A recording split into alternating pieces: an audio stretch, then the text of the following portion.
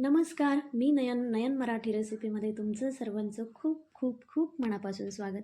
तर आज आपण बेकरीमध्ये जशी खारी मिळते ना, त्यापेक्षा भारी खारी अगदी सोप्या पद्धतीने घरी कशी बनवायची याची रेसिपी बघतोय. अगदी भरपूर लेअर असलेली, खुसखुशीत, थोडीशी क्रंची अशी आज आपण खारी बनवतोय. त्यामुळे रेसिपी संपूर्ण बघा. भरपूर टिप्स या रेसिपीमध्ये शेअर केल्या आहे. रेसिपी पूर्ण बघा आणि या पद्धतीने खारी करून बघा. अगदी 1 वाटी मैद्यापासून ताटभर खारी तुम्ही करू शकता.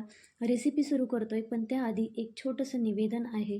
नयन मराठी रेसिपी या चॅनलवर तुम्ही नवीन असाल तर चॅनलला सबस्क्राईब करा आणि व्हिडिओखालील जे घंटीचं बटन असतं ते दाबायला विसरू नका. म्हणजे आपल्या नवीन व्हिडिओचे जे नोटिफिकेशन येत असतात ते तुम्हाला सर्वात आधी मिळतील. लगेचच आपण रेसिपीला सुरुवात करतोय आणि रेसिपी थोडी जरी आवडली तर एक लाईक करायला विसरू नका. चला तर मग रेसिपी सुरू करू.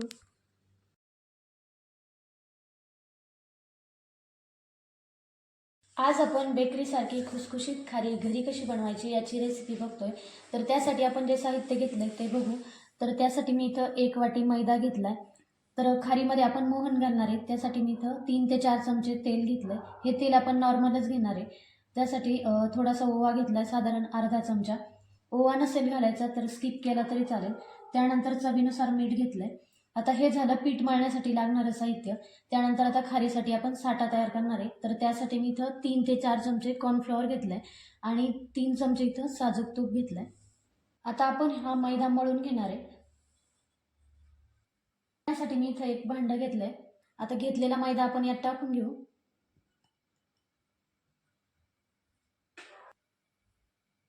खारीमध्ये आपण ओवा घालतोय, तर हा ओवा थोडासा हातावर असा चोळून घालायचा, म्हणजे खारीमध्ये स्वाद छान लागतो.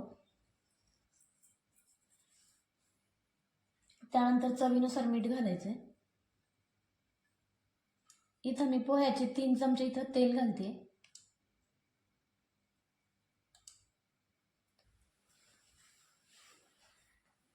घेतलेलं साहित्य आपण मैद्यामध्ये मिक्स करून घेणार आहे. हे तेल आपण चोळून चोळून मिक्स करून घ्यायचं आहे, म्हणजे ते एकसारखं पिठामध्ये मिक्स होतं. तेल आपण मैद्यामध्ये छान मिक्स करून घेतलंय. मिक्स झाल्याच्या नंतर अशी मूठ बांधून बघायची. आपली मूठ वळली जाते, म्हणजे आपलं तेल मैद्यामध्ये छान मिक्स झालंय. तेल व्यवस्थित मिक्स झालं की आपली खारी एकसारखी तळल्या जाते आणि खुसखुशीत होते. यात आपण थोडं पाणी घालून हे मळून घेणार आहे.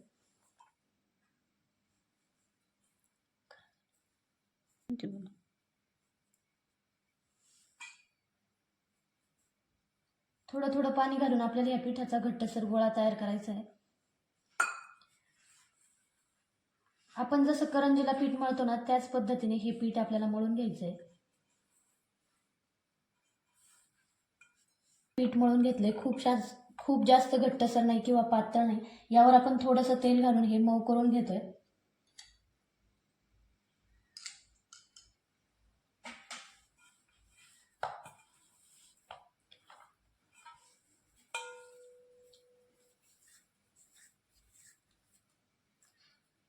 तुम्ही बघू शकता या पद्धतीने आपल्याला पीठ तयार करून घ्यायचं आहे. आता हे पीठ आपण 10 मिनिटासाठी भिजवून घेतोय. यावर आपण झाकण ठेवून 10 मिनिटासाठी भिजवून घेतोय.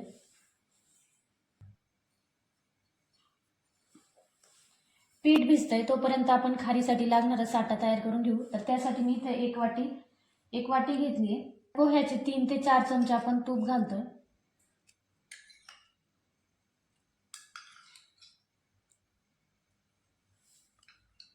चार चमचे मी इथं तूप घातलंय.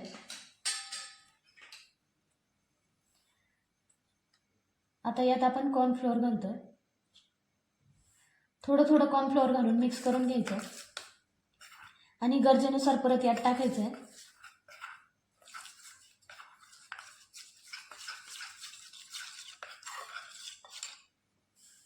आपल्याला साठा करताना खूप जास्त घट्ट नाही किंवा पातळ नाही, पेस्ट तयार होईल असं आपल्याला साठा तयार करून घ्यायचा आहे. 2 चमचे मी इथं कॉर्नफ्लोअर टाकले, पण थोडंसं पातळ वाटतंय तर मी अजून अर्धा चमचा यात कॉर्नफ्लोअर टाकते.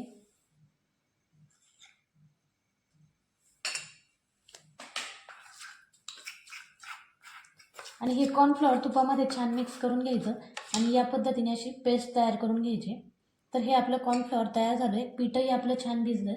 आता आपण याच्या पोळ्या लाटून घेऊ. या पद्धतीने आपला खारीसाठी लागणारा साठा तयार झालाय. 10 मिनिटानंतर आपलं पीठही छान भिजलंय. आता आपण याच्या एकसारख्या पोळ्या लाटून घेणार आहे. हा पिठाचा उंडा परत एकदा पोळपाटावर आपण मऊ करून घेतोय. पीठ छान मऊ करून आपण याचा रोल करून घेतला. आता एकसारखे आपण याचे 3 भाग करून घेणार आहे.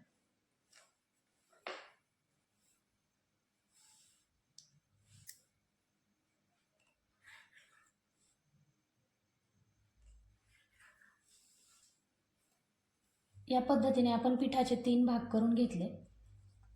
आता एक एक करून आपण याची पोळी लाटून घेणार आहे.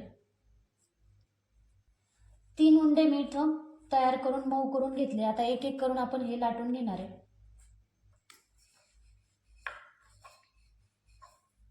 पोळी लाटण्यासाठी मी इथं थोडासा कोरडा मैदा घेतलाय. आता याची आपण पोळी लाटून घेऊ.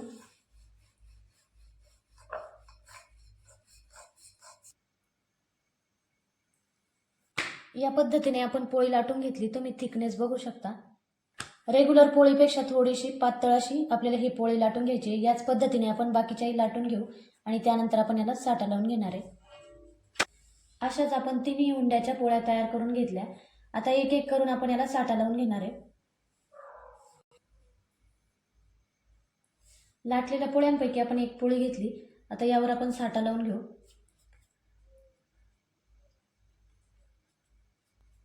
थोडा थोडा करून आपल्याला याच्यावर साठा लावायचा आहे. खूप जास्त साठा आपण लावणार नाहीये.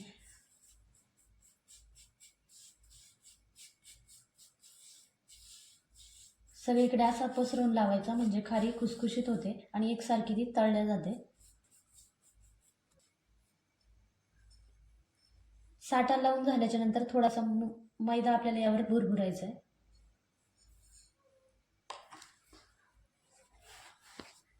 त्यानंतर आपण दुसरी पोळी याच्यावर टाकून घेऊ. परत एकदा आपल्याला तीच प्रोसेस करायची आहे. म्हणजे परत याच्यावर आपल्याला साठा लावून घ्यायचा.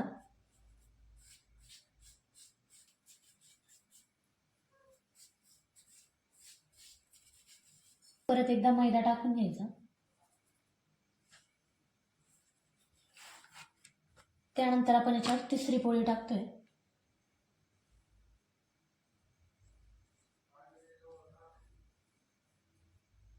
तिन्ही पोळ्या एकसारख्या येतील या पद्धतीने आपल्याला या ठेवून घ्यायच्या आहे. तिसऱ्या पोळीला आपण साठा लावून घेतोय. साठा लावून झालाय. थोडासा मैदा याच्यावर टाकून घेऊ. आपण इथं 3च पोळ्या घेतल्या. 3 पोळ्यांपेक्षा जास्त पोळ्या आपल्याला घ्यायच्या नाही, कारण ते रोल खूप जास्त मोठा होतो. यानंतर याची आपल्याला घडी करून घ्यायची आहे.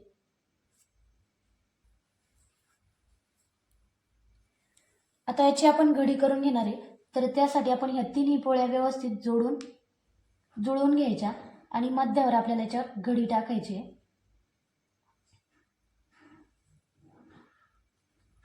आणि हाताने हलकंसं दाबून घ्यायचं आहे. एक बाजू आपण सेंटरवर फोल्ड करून घेतली. त्यानंतर आपण याच्यावर परत साठा लावून घेणार आहे.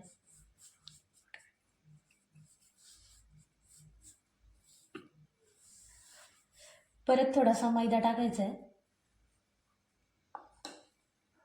आणि नंतरची जी दुसरी कढाई आहे ती याच्यावर आपल्याला फोल्ड करायची आहे. त्याच्यावर आपण साठा लावून घेतोय. परत थोडासा मैदा. आता त्यानंतर आपल्याला ही परत सेंटरला फोल्ड करायची आहे. परत याच्यावर साठा लावायचा.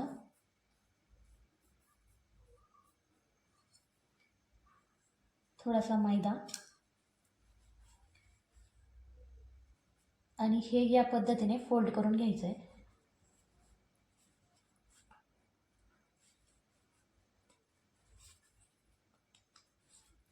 असा चौकोनी शेप आपल्याला तयार करायचा आहे. आणि आता हे परत आपण एकदा लाटून घेणार आहे. आता हे आपल्याला चौकोनीच लाटून घ्यायचं आहे. उंड्याची आपण चौकोनी शेपमध्ये शक्य होईल तितकी लाटून घेतली. तर आता आपण ही कट करून घेणार आहे. तुम्हाला खारीचा शेप कसा पाहिजे त्यानुसार तुम्ही कट करायचं आहे. तर मी इथं आयताकृती शेपमध्ये हे कट करून घेते. तर साधारण 1 ते 1.5 इंचाचे मी इथं कट करून घेते. ह्या पोळीचे मी इथं 5 समान भाग केलेत. आता तुम्हाला छोटी पाहिजे असेल तर छोटे कट करू शकता किंवा मग थोडेसे मोठ्या आकारात कट करू शकता. आणि उभे 4 कट मारून घेतले तिथं. तर एक पीस आपण यातला काढून बघू.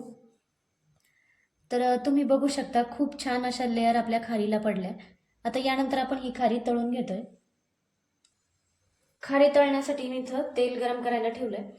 आता हे तेल आपलं मध्यम गरम झालंय, आपण चेक करू. तर थोडासा पिठाचा गोळा मी यात टाकलाय. अगदी 1 सेकंदानंतर बुडबुडे आल्याच्या नंतर तो वर येतोय, म्हणजे आपलं तेल मध्यम गरम झालंय.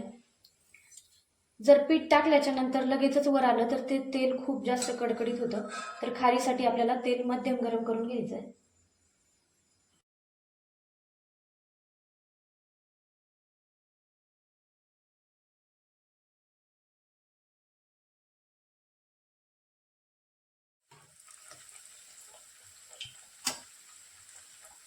आणि खारी तळत असताना आपल्याला गॅसची फ्लेम लो ठेवायची आहे, म्हणजे ती व्यवस्थित तळल्या जाते. आणि खारी टाकल्याच्या नंतर आपल्याला लगेचच याला झाऱ्या लावायच्या नाही, कारण याचे लेअर खूप पातळ असतात. झाऱ्या लावला की त्या तुटू शकतात आणि तेल आतमध्ये जाऊ शकतं. त्यामुळे थोड्याशा फुगून वर येऊ द्यायच्या आणि मग आपल्याला याला झाऱ्या लावायच्या आहे. तुम्ही बघू शकता अर्ध्या मिनिटानंतर बरीचशी खारी आपली फुगली आहे. आता आपण अगदी अलगद ह्या थोड्याशा उलट पालट करून आपल्याला दोन्ही बाजूने खारी एकसारखी तळून घ्यायची, म्हणजे ती व्यवस्थित तळल्या जाते आणि खुसखुशीत होते.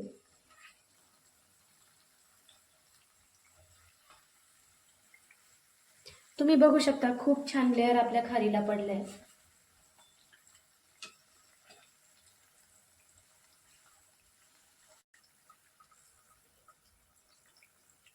उलट पालट करून आपण ही खारी तळून घेतली.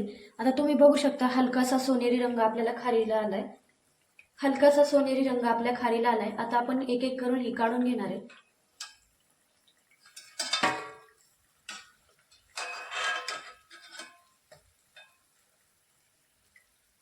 खारीचे लेअर तुम्ही बघू शकता.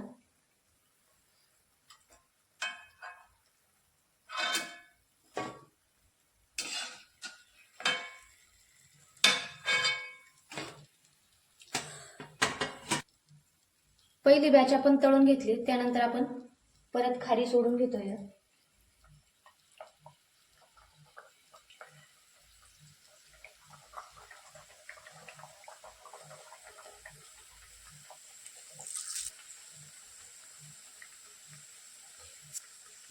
सेम पद्धतीने आपण राहिलेली खारी तळून घेणार आहे.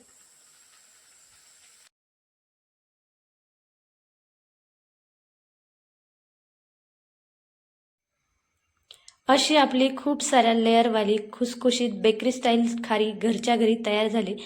तर करायला रेसिपी अगदी सोपी आहे, मोजक्या साहित्यात होणारी आहे. त्यामुळे एकदा नक्की ट्राय करा. जशी बेकरीमध्ये मिळते ना त्याच पद्धतीने आपण घरी तयार केली आहे. रेसिपी पूर्ण बघा आणि आवडल्यास एक लाईक करायला विसरू नका. पुन्हा भेटूया अशाच एका नवीन रेसिपीसोबत. तोपर्यंत धन्यवाद.